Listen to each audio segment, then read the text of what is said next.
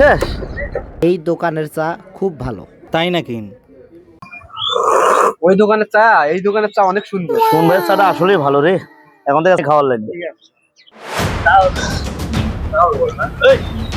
ভালোই বুঝতে পারে না কেন শালা। ভাই ওঠেন ওঠেন। এ ভাই এই এমন ব্যবহার করে কি? কি হয়েছে? হ্যাঁ ভাই, এলাকার বড় ভাই স্যার। ও। ভাই দুটো চা দেন তো।